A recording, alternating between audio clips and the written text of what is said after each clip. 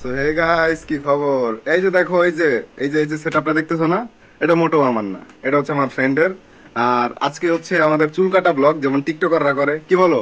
বাল কাটা ব্লগ, চুল কাটা ব্লগ আমরা বানাই। এই যে এত বড় চুল দেখতেছো, এই চুলটা অনেকদিন ধরে কষ্ট করে রেখেছি আমার মারা। ঠিক আছে, এখন এটা আমরা যে কেটে ফেলবো, এখন তার চোখের নাকের পানি দেখবো, চোখের পানি দেখবো। এই যে তার বিল্লু কাল্লু, ঠিক আছে, কাল্লু কিন্তু অনেক বড় আছে, দেখান তো অনেক বড়। এই যে অনেক বড়, ঠিক আছে, যাই হোক, এখন আমরা যাবো। Let's go.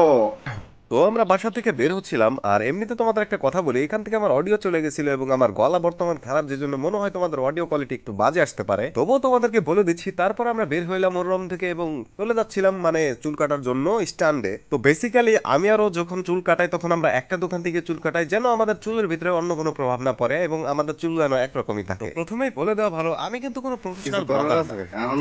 মনে কর বাসাতে যে চাপ দিতেছে, তোর চুল তো কাটাই লাগবো। এতদিন করে শখের চুল বড় করলি ভাই, 6টা মাস খাটছো যে চুলের পিছনে, এখন দেখ কি অবস্থা।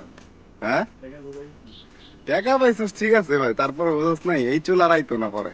আইতে আইতে তাও আরো 6 মাস লাগবে আবার। কার লগে?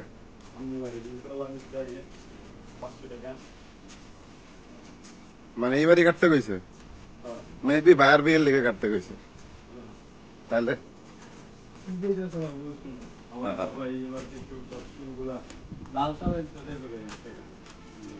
লাল টাইপের একটু করতাম, তারপরে মনে করে এটা উচিত হয় না যে চুল কাটতে দিই।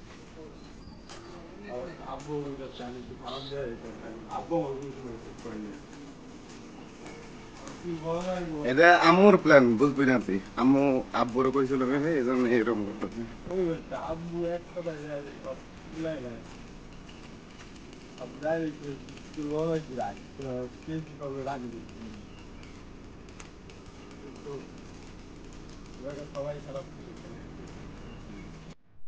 তো এইখান থেকে আমরা যাচ্ছিলাম এবং যেতে যেতে তোমাদেরকে একটা কথা বলে দিই যে আমাদের চ্যানেলে কিন্তু 5,000 সাবস্ক্রাইবার কমপ্লিট হয়েছিল, আর সেখানেও একটা কিউএনএ ভিডিও করছিলাম। তো কিউএনএ ভিডিওটা করার পরে একটা জিনিস হয়েছে কি, মানে আমি ভিডিওটা আপলোড দিছি ভাই, ভালো কথা ভাই, ব্যাকগ্রাউন্ড মিউজিকে আইরে কপিরাইট দিয়ে আর আমার পুরো 7 মিনিটের ভিডিওটা বানিয়ে দিচ্ছে 1 মিনিটে। কারণ কাটসাট ভিডিওতে পোলাপান কিচ্ছু বোঝে না, উল্টা দেখলাম যে দুইজনে হুদাই ভিডিওটা না দেখে চলে গেল। আর ভিডিওর ভিতরে ভিউজ তো আল্লাহ দিলে নাই, ঠিক আছে, উঠেই নাই ভিউজ, কি বলবো এখন, এই যে এরকম সব ভিডিওতে ভিউজ কেমনে উঠবে?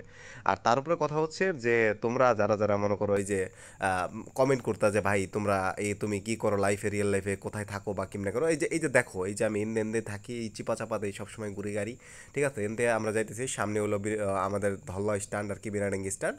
এখান থেকে আমরা মনে করো সাইডে যাব, ঠিক আছে, ওখানে যাবো, যারা চুল কাটাবো। তো চুল কাটার দোকানে যাব, সেখানে গিয়ে মনে করো আমরা স্পেশালভাবে ট্রিটমেন্ট নিয়ে চুল কাটাবো, যেভাবে মনে করো ছাপড়ি স্টাইল থাকে। তো চলো আমরা ছাপড়ি স্টাইলে চুল কাটা দেখিয়ে দিই তোমাদের, কীভাবে ছাপড়ি স্টাইলে চুল কাটতে হয়। যদিও আমি মনে করো প্রফেশনাল ছাপড়ি না, তবে মনে করো চলো আজকে আমরা ছাপড়ি স্টাইলে চুল কাটবো। দেখা যাক আমরা কি টিকটকার মামুন বা টিকটকার স্পেশাল কারা থাকে যেন, নাম কি যেন ছেলেটার, ও আমাদের ভোদাই অপু ভাই, আমি যদি তার মতো হতে পারতাম। যাই হোক, চলো যাই এখন কথাবার্তা বলি। এই সময়ে আমরা কথা বলতেছিলাম হলো ভাইয়ের সাথে, যে ভাই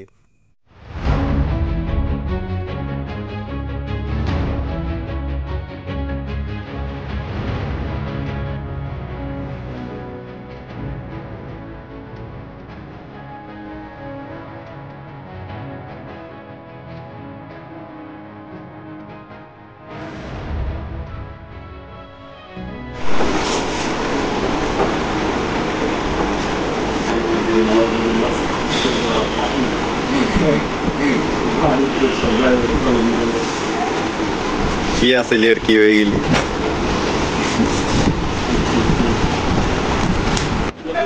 ইস, দেখ কি অবস্থা। আচ্ছা, বাইরে দিকে ভাই, ভাই কয়টা দেবো? কি অবস্থা এটা? কি অবস্থা তোমার ভাই?